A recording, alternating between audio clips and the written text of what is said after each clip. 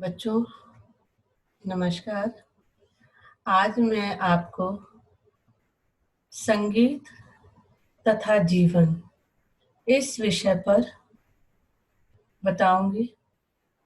आपकी परीक्षा में कुछ विषय निबंध के रूप में लिखने के लिए आते हैं, तो इसके अंतर्गत मैं आज आपको संगीत तथा जीवन इस टाइटल के साथ कुछ स्पष्ट करना चाहती हूँ।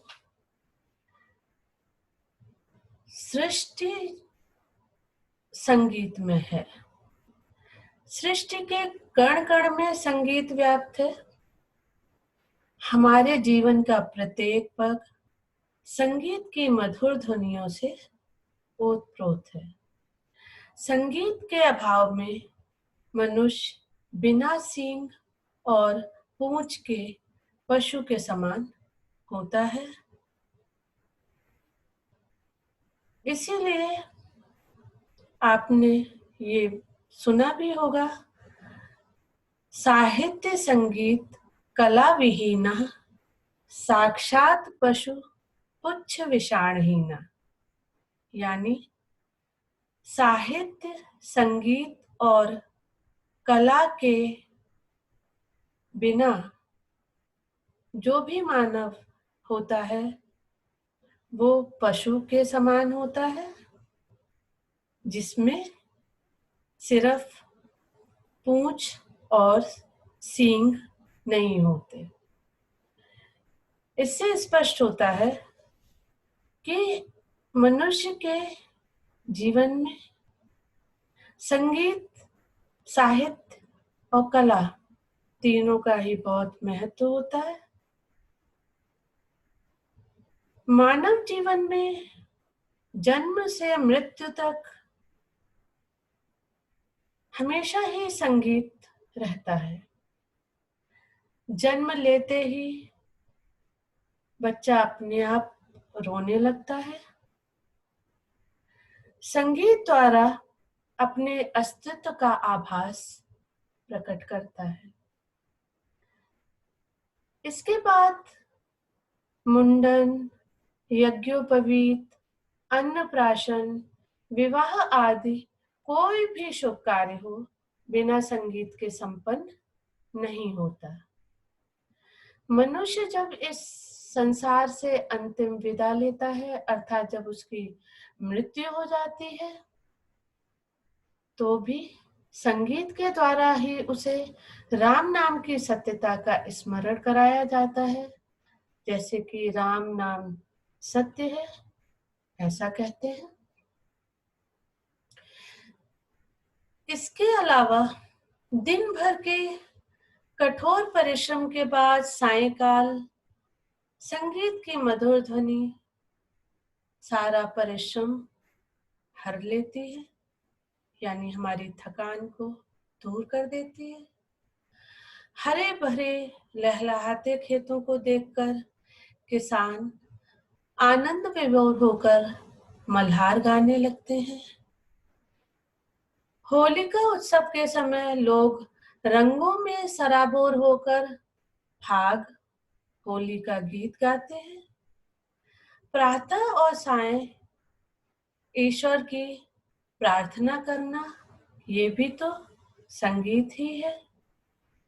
ऐसा नहीं है कि संगीत से केवल मानव ही प्रभावित होता है, बल्कि संगीत का प्रभाव पशु पक्षियों पर भी पड़ता है। अर्थात संगीत के बोल पशु पक्षियों के मुख अथवा चोंच से भी प्रस्फुटित होते हैं।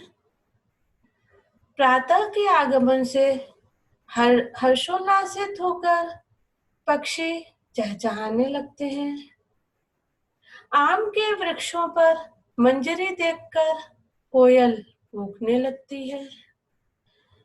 मेघमालाओं के गर्जन सुनकर पपीहा गाने लगता है और मोर नाचने लगते हैं। जीवन के पथ के किसी भी मोड़ पर देखिए, वहीं आपको संगीत दिखाई देगा। वायु के झोंकों में, नदियों और सागर की लहरों में, बादलों की गर्जन में और मेघ मालाओं से नन्ही नन्ही बूंदों की धुन में संगीत ही दिखाई देता है। संगीत केवल आमोद विनोद की वस्तु नहीं, अपितु उससे स्थायी आनंद की प्राप्ति होती है, जिससे हमें आत्म सुख मिलता है। संगीत और भक्ति का आपस में अटूट संबंध है। जितने भी भक्त हुए हैं वे सभी संगीत के ज्ञाता और संगीत प्रेमी थे। सूर, तुलसी, कबीर, मीराबाई आदि इन सभी से आप परिचित हैं, जिन्होंने संगीत के माध्यम से अपनी भक्ति को प्रदर्शित किया। तो इस प्रकार संगीत मानव के जीवन के हर क्षेत्र में, हर तरफ हमें दिखाई देता है और उसका बहुत ही महत्व है। मानव संगीत के बिना अधूरा है। तो बच्चों, इस प्रकार से संगीत का जीवन में हमारे कितना महत्व है, यानी हमारा जीवन पूरा ही संगीत के बिना अधूरा है। आज इतना ही। नमस्ते।